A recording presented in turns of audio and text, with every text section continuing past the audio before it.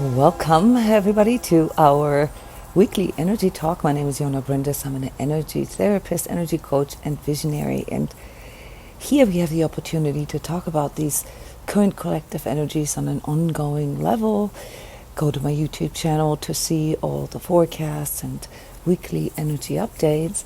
And with this energy talk, I'm giving you, if you are energetically sensitive, if you are perceiving things that may not be so easy to talk about, like say with your neighbors or your family, a platform, to share and to maybe change views or see things from a larger perspective. This is all up to you.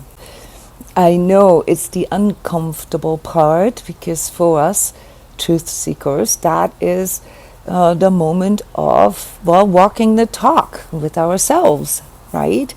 So we can talk about collective energies and the larger spiritual perspective all day long, but when it comes to our personal lives, these principles, if you will, they need to be applied somehow as well. And that's where we often get pulled into our own ego's fears. And let me just clarify this a moment. Most of you are familiar with this. Ego fear is not a bad thing. It is the fail-safe. It's the built-in autopilot, in case we are not really training this inner connection that can inform us about things such as soul purpose. Let's just call it that way. So the bigger purpose in life, that those are things that are not written in a textbook somewhere. Psychology can't answer that. Philosophy and spirituality can't answer that either. We have to answer that question: what is my quest? What is my purpose? What brings me deep fulfillment? All for ourselves. This is a very subjective and individual task.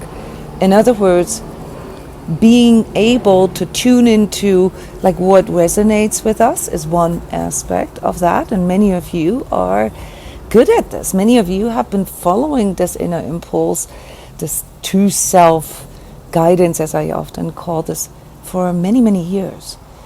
But then there's also a part, and I know we all have that, where we have to be practical, where we have to see what the situation is. We have to work a job, bring our kids to school, bank with a bank, these kinds of things. And that's where, many of us get into a little trouble, where we experience this almost like a schism between our spiritual views, if you will, and our ideology, our life and worldview, and the reality of having to survive, of having to pay bills, of having to live with certain physical restrictions or limitations. So I'm trying to give you an overview here of what is coming forward right now, which is this identity question, that I've mentioned in the forecast already. What am I? Who am I? And what should I do? Okay, and I've offered a way to look at this, that I, or where I suggested that you recognize that you are, first and foremost, something that you can maybe perceive as a soul. You are a soul self. You can clearly identify that you have an individual awareness. So we're not a species that is connected through a hive mind. Even when I report about collective energies, I am reporting about how they impact us, not how they command us. Collective energies don't command us anything. But if we have say confusions within ourselves about certain things, what happens then is that we may not be able to find ourselves, to find our own identity in this world, in our life. And when that happens, that's then when we feel the schism. That's then when we either get pulled into our fears, and these fundamental fears are on an instinct level. They pull us into the fear of being alone, the fear of not fitting in, the fear of getting rejected, the fear of nobody loves us. Yeah, this is a very fundamental core fear that all humans have due to the design that we have, yeah, which is an individuated being with a social need. We all have the need to collaborate. Now you may say, well, I don't want to collaborate with other people. You can say that, but at the end of the day, as a species, we are not singular beings, okay? We are designed to learn from another, to be with another, to share with another, yeah, and to go through experiences together, to heal another, to help each other grow. This is the beauty of our design, yeah, is that there is so much more potential in the together. This is why there's so much talk about unity and, you know, we're all one and it's all connected. This sounds a bit esoteric for some of you. But science can actually confirm this, yeah? Our biology, everything is based on, and even our neurology, based on mirroring, based on feedback, yeah, communication and expression. Those are the most fundamental tools that we have for navigating through life. And when we hit this schism, when we hit this confusion in us, yeah, where we either lose our identity or are questioned or unsure or don't trust or doubt our, say, purpose, who we are, and what we should do. That is when we experience fear. So here I would like to talk to you guys about what this feels like when this fear gets hit. Yeah, this conflict in us. Yeah, and where it pulls you, basically what it does to you. Who can relate to this core fear that I just described as the fear of not fitting in, the fear of being alone? Let me just see, I don't know, send me a heart or something that indicates this to me. You can also type in the chat or you can talk into the microphone. Who can relate to this as a core fear beyond just your normal fears, you know, of like maybe not being able to pay the rent or something like that. Yeah, so you guys all know what I'm talking about. So let's use this energy talk to talk about what this does to us. Who of you has a conscious experience of this inner conflict and this, the core fear, but also the identity stuff that comes out of this? Who of you would like to share? Hey, Jona, it's Cheryl. How are Hi, you? Cheryl. Very well, thank you.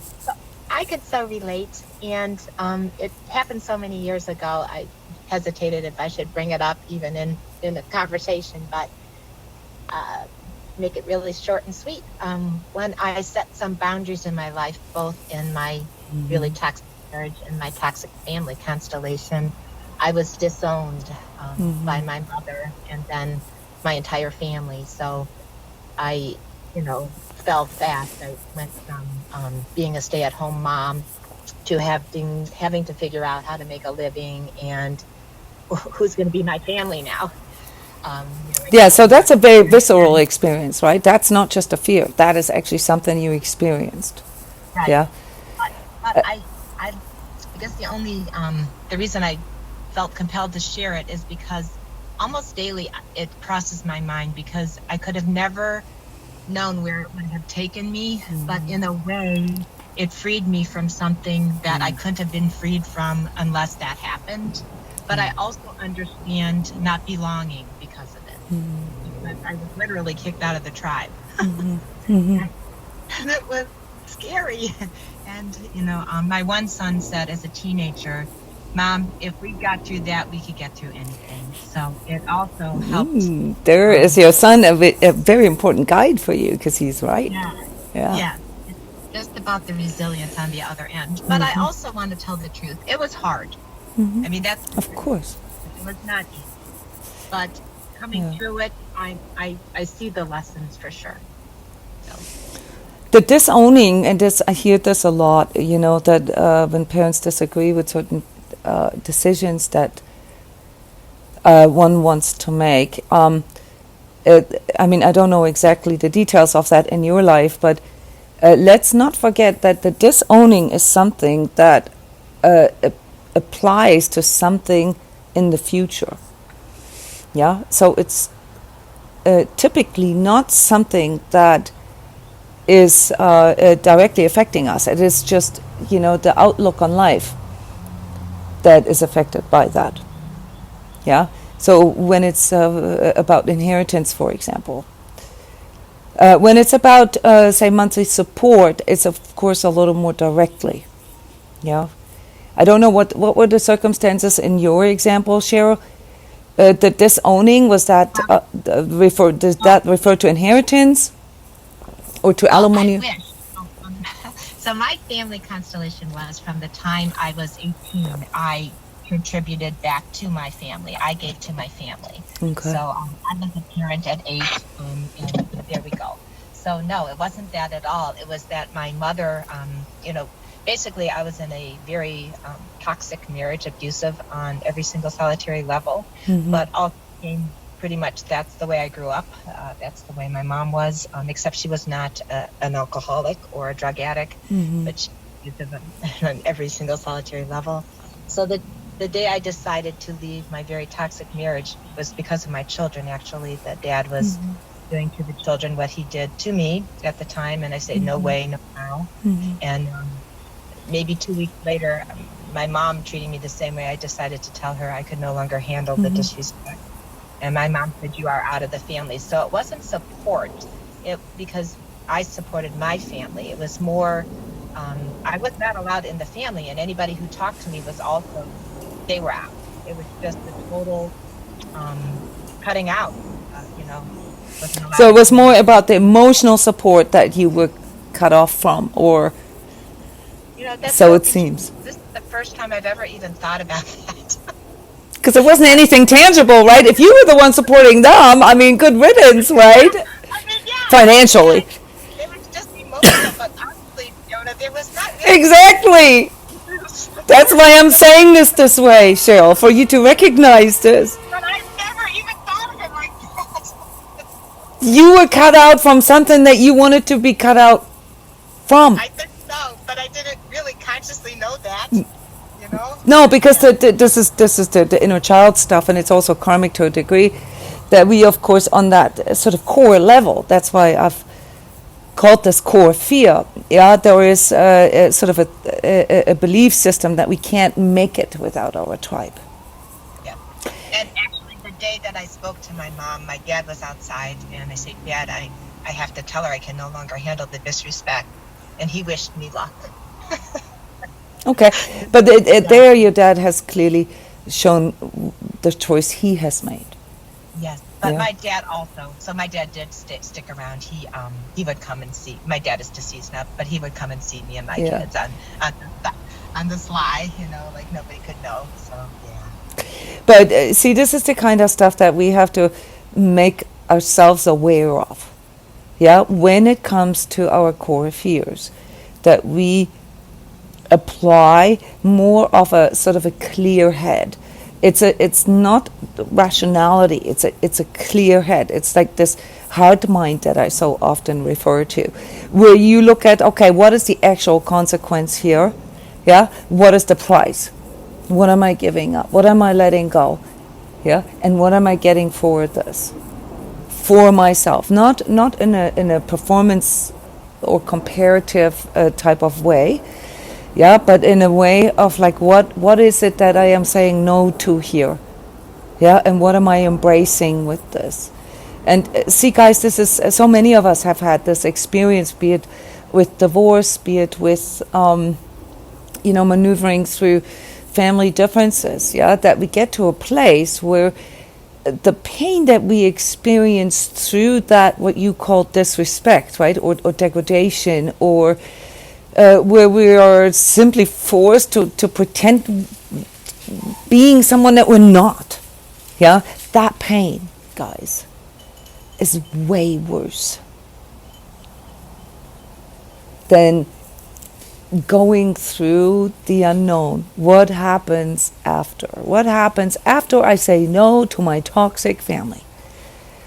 Yeah, the reason why this triggers a core fear is because there is a belief in us, there's a program in us, and it's an unthought and unspoken program, that says I need that family, I need my tribe. Yeah, this is part of our design. But the question is, do we have to accept all terms? Do we have to accept all behaviors? Do we have to accept obnoxiousness, etc., that goes against our own integrity, our own grain, just so that we can feel that we are in a tribe? And who says we don't have the choice? Who says we don't have the choice to build our own tribe or to find a different tribe? Who says?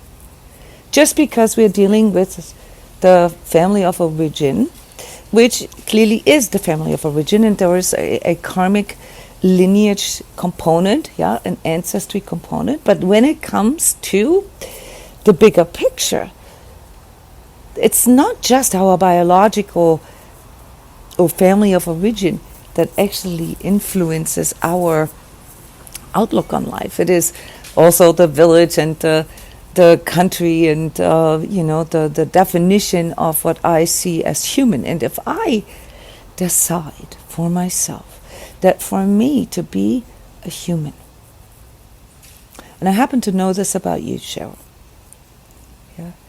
you are a human with altruistic values. Yeah, you don't just want to have the best for yourself. Yeah, part of your goal and purpose in life is to provide that for others as well. That's where you find fulfillment. In other words, if you were someone who only thinks of themselves, who only thinks in terms of self-gain or maximizing their pleasure, say, or avoiding their fear, there is a fundamental conflict here that cannot really be resolved. And I know that most of you, since most of you are empathic, know exactly what I'm talking about when you're talking to people who are fundamentally selfish. Yeah? You feel this like pain in your body. Because there's nothing you can do. I mean, you're just like, oh. And that's because your worldview and life view is different. Yeah? It's like trying to discuss spirituality with someone who says, I don't believe in any higher power, I don't believe that there is a life after or something like that. Yeah, there's nothing to discuss there. And therefore, when we're put into this place where we have to make a choice, say, between our own soul's integrity and our family of origin, which is more common than you think it is, we have to really answer that question first. What am I? And who am I? And a lot of times our identity is tied to our family of origin. I am the daughter of so-and-so. I am from Chicago. I am American. I am a Viking. I am blah blah. yeah, whatever it is that you identify as sort of your larger tribe. Okay, these are all just projections, because at the end of the day, yeah, if you take all that away, it has no meaning. Not even our family of origin. Now that doesn't mean that we can't have a loving relationship with our family of origin, with our parents, with our siblings, etc. But if there is no expression of that, if there is realistically, no expression of a loving relationship, and a loving relationship is defined through mutuality, through respect, through loyalty, through empathy, through forgiveness, and all these wonderful things that we are capable of, as our higher expressions as humans. That is love, motivates us to grow beyond our ego, motivates us to grow into our higher potential. And when you are with someone who's not interested in that, there's nothing you could do to change that. In fact, it would actually be, and this is where many of you have still difficulties with, energetically infringing. And as such, and this is something you learn in energy awareness training, you run into danger to attaching again to that karma. In other words, from an energetic point of view, the letting go of that attachment, once you've identified that it's needed for you to grow, needs to be a prerogative. There's no other way for you to grow unless you let go. And once you do that, like you've so beautiful showed us here, there's multiple things that happen in us. Obviously, it's not easy, because we have to go through that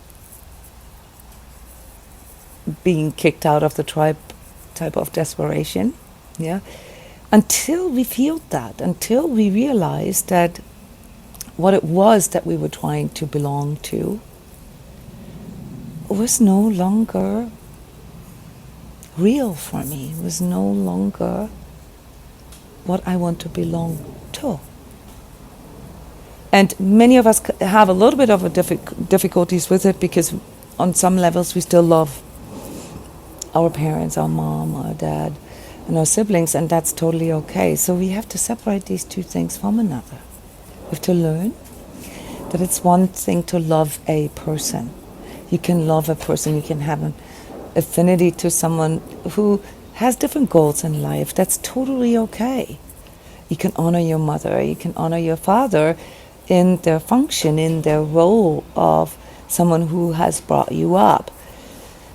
The tricky part is to forgive them for their limitations, for them perhaps not showing up in their highest potential. And that's then how we learn how to overcome these karmic attachments. This happens through us realizing that we have a choice, that if it is something that we don't want to belong to, it's not a loss. And that it's not black and white, just we don't want to belong to this as a family identity. Doesn't mean that we hate our parents. No. Doesn't mean that. It's the spirit that we subscribe to. It's the company concept that we subscribe to, if you will, or the life attitude that we subscribe to. And if you find out, and this is something that I'm taking here from these things that you've shared, Cheryl, that your family has rather selfish goals, where it's about control, where it's about maybe even making you support their indulgences or insufficiencies, You may not be aware of it, how important of a factor you are in that. This is why there's a lot of gaslighting there, because on one hand, those family systems are depending on you. On the other hand, they try to control you. And in the moment where you realize that you're actually in control is when they freak out. That's when they start pulling out the big artillery.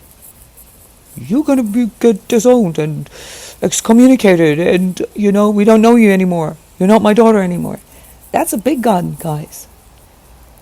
Karmically, that's not even possible. Yeah, but obviously here on a 3D level, that is possible, and so be it. If somebody says that to you guys, it's very similar in relationships. If you don't want to do it my way, well, then we have to get divorced. Oh well. Marriage isn't about my way or the highway. Marriage is about mutuality. So there's a lot of healing there, Cheryl. This is something that has been going on here in these last weeks. Very, very important that we come to this realization, because we're moving forward now. And I want to send thanks to your son, who has that clarity in him, to remind you of this. It's often our following generations. And yes, Cheryl, like you, it's same in my life. The fact that I had kids and that I saw that all this replicates to the next generation was a huge motivator for me to go through adversities like yours. Okay, because I did not want to be just another generation of propagating the same toxic pattern. And what we need for that, guys, what we need to overcome that core fear, besides making it absolutely clear to ourselves who we are and what we are, is intentiveness. We have to really know what we want in our life, whom and how we want to experience our life, whom we want to experience it as. And in that moment, you will feel support. You may have to go through a few tribulations. And these tribulations, guys, this is the part that needed to be healed, are the ones where we made our own identity depend on it. Or we used it, for our own purposes. Even if it's just the illusion of security. How many of you have been in a relationship or family situation similar to Cheryl's and, wanted to get divorced or did get divorced or did, set these clear boundaries and went through this kind of separation clearing? Who of you have ever had this kind of situation in your life, either in relationship or with family, or maybe even with both? Me, 100 times over and over and over again. Yeah, it's a pattern actually that repeats in my life over and over again. And sometimes I think, haven't I done this abundantly clear to the universe yet? That I'm not going to let other people fuck around with my freedom and with my understanding of love and truth. Oh, well, apparently there's something there that I still need to work through, which is fine. Yeah. Because if it can still affect me on this core level, that means that there still is something that I need to let go. 3 times is enough. Yeah. So what is this then, guys, that we can tune into to make this more clear to ourselves? And then hopefully, well, I know it works that way, in the future, to not get pulled into the same stuff over and over again. What is it that we need to change, guys? And don't say, oh, I have to be more like this or more like, no. That's ego. And what do you or need or can you change about this? And again, remember, we're talking about identity here. Third chakra. Being able to access your full power. your higher potential.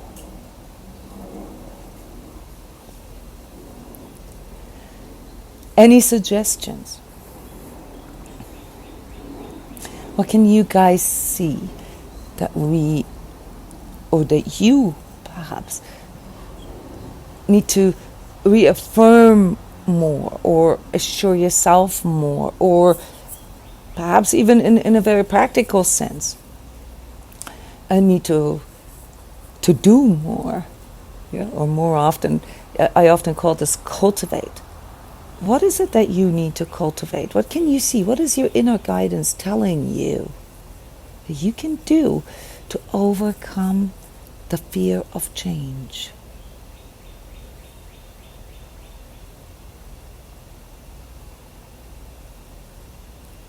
Consciousness, yes, but consciousness is kind of like a cloud.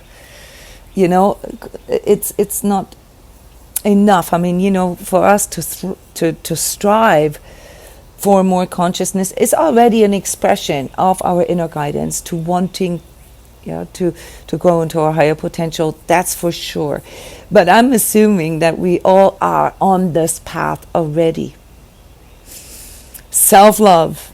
One step at a time. Yes, Cheryl, very, very important. There's in sort of a level of patience that is needed. We need to understand that the bigness of this, we need to understand how big of a change that actually is when you do things based on self-love.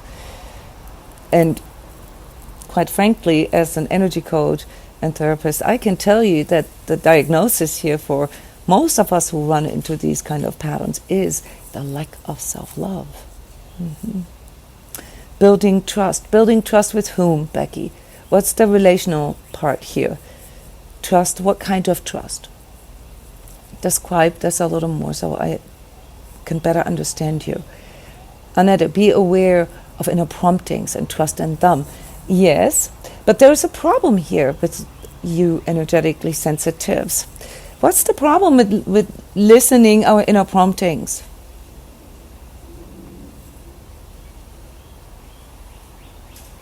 Come on, guys, I know that you all experienced this. What's the problem with your inner promptings? Yeah, Tina is writing ego. Well, yeah, you don't know if it's your ego or if it's your true self, right? Yeah, because you hear this critical inner voice, this negative inner self-talk, this fear talk, all this all day long. And then you have a prompting and then you don't know which is which. Right?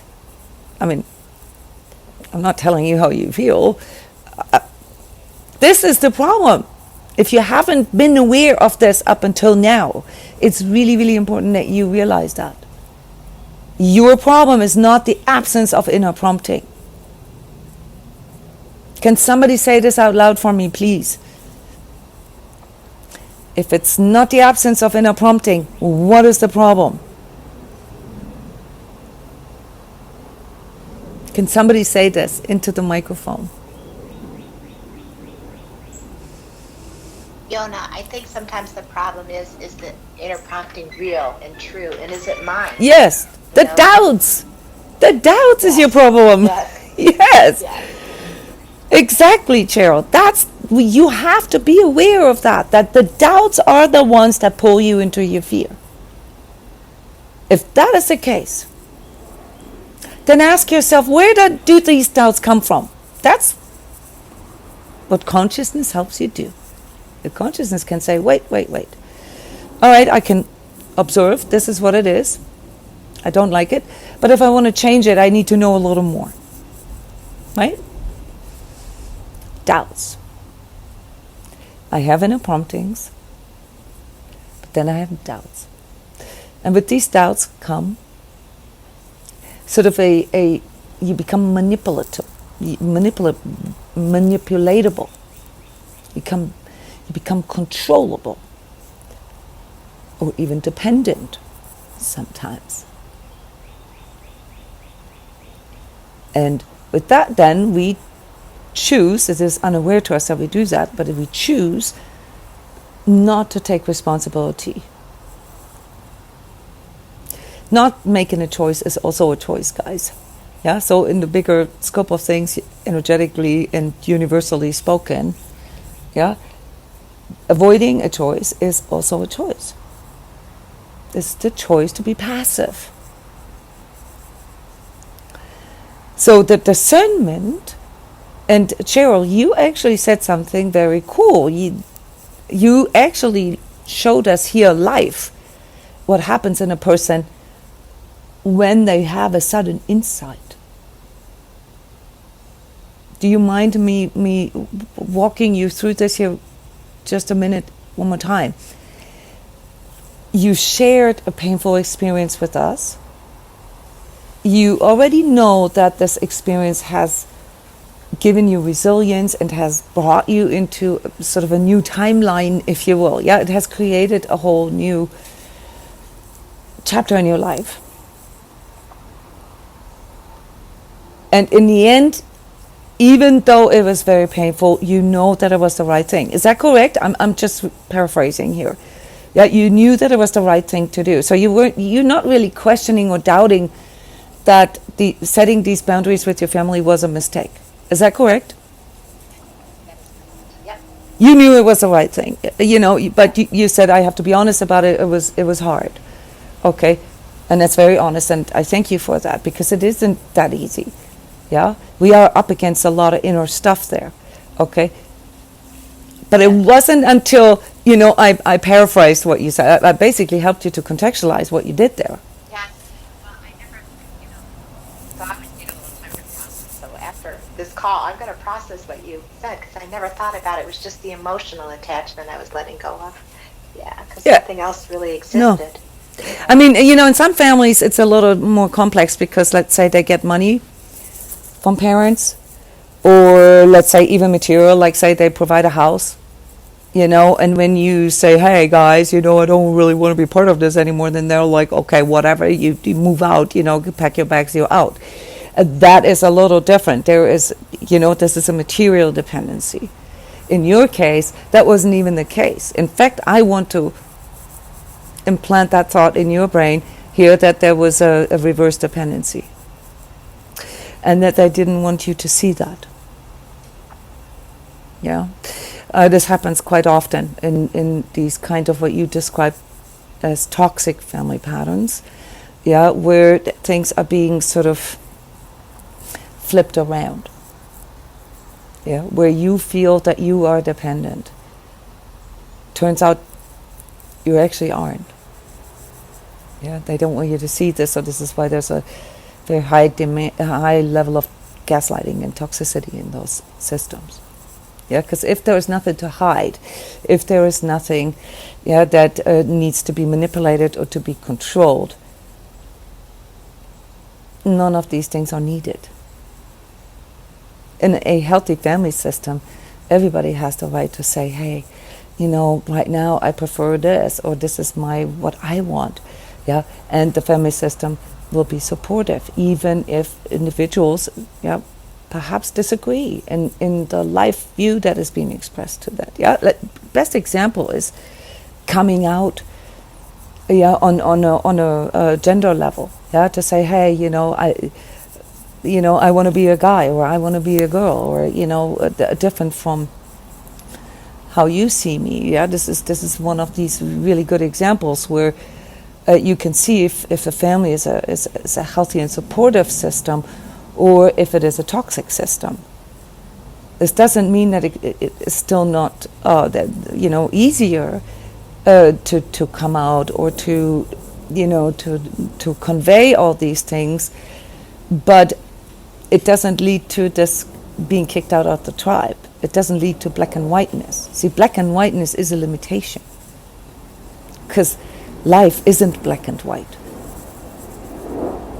Yeah, there always is a way to meet in the middle. There always is a way to prioritize mutuality,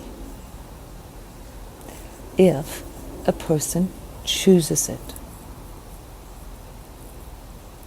Now, if the person or the system that we are negotiating with doesn't choose mutuality, has a different priority, for example, self-gain, then there is no way to meet in the middle ground. Because mutuality then is fundamentally contradictory. Yeah, it's in contradiction to self-gain. And if this is something that you experience in your job, in your marriage, or in your family system, then you need to make a very, very conscious choice. What kind of life you cultivate and what you embody, whom you want to live this life as. And that way, and I know I've said this a few times now, these past several talks, this choice, guys, that you make in moments like this is huge. It has a huge karmic impact on your life, and not just as 3D life, yeah, your soul integrity. And it just so happens that right now we are all steered into this. There are very, very, very big decisions that are happening right now, or choices, better say, on that karmic level. There literally is a new beginning. Literally. Yeah, there's a cycle that we've just completed here as collective, and we're now starting a new cycle. And this is a big cycle, guys. This is like a 1,200-year cycle, where we as humans have to choose what and whom we see ourselves, where we have to choose being a human with the soul, yeah, being a 3D material with the soul, or being a soul with the 3D life cycle. And in practical terms, it means that everything that you're choosing right now has fundamental consequences in the future. Yeah, like not just for this lifetime. Now, many of you could care less because you're dealing with issues right now. I get that. Yeah. And I'm going through the exact same thing. But you have to understand that the processing of this, what was in the past, Cheryl, is no longer something that can move you forward. That too is an attachment. I'm a healer. I help people energetically to get through all these kind of things. Yeah, so it's my job to guide a person through these things. But I'm letting you know that excessive processing of what was in the past is not going to lead you into this new chapter. This new chapter requires you to have a clear understanding of what you want from here on. So this healing part of our journey, of our hero's journey, yeah, will continue, but on a different level now. And that level is through making choices, and not through going back and why and who and how. No. You already know enough to understand what the structure is, what it is that you're up against. You are up against your ego fear, and your ego fear is the fear that is implanted and programmed into us as humans, needing a collective. But at the same time, it is implanted in us, it is a program for us to individuate and to grow beyond it. And this is the question that you need to ask. How can I, as individuated soul self, follow my individual purpose and soul task, and do this with others? That's what you need to answer. And with it come a bunch of practical questions. What kind of people? Obviously, if your values are around empathy, mutuality, unity, equality, inclusion, etc., self-gain doesn't work. Whether it's an individual, a family, or a company, it doesn't work. It's done. It's old paradigm. Old paradigm cannot help you navigate in a new paradigm. So with that, I would like to close the energy talk today. And thank you all for sharing. Obviously, these are just my views. I would love it if you share your views here. Yeah, so go to my YouTube channel. This is a video that will be posted there, like all 600 or 700 other videos and workshops and so forth. Please leave your comments and subscribe to my email list. Those of you who are subscribers have already gotten the new free energy alignment for April called Fearlessness. Yeah. So if you're an email subscriber, you get this. Every month you get this free energy alignment 20-minute meditation. Other than that, go to my website, transcodes.com, to figure out the programs that I have or what kind of individual sessions could be useful for you. All right. Thank you guys for your trust. Thank you for sharing. Thank you, Cheryl, for speaking into the microphone. It's always super, super helpful to hear somebody's voice. I see you again on Friday with the energy update for week 15, I think it is. And hope that you guys are gaining more clarity here on the way through April energies. Bye-bye.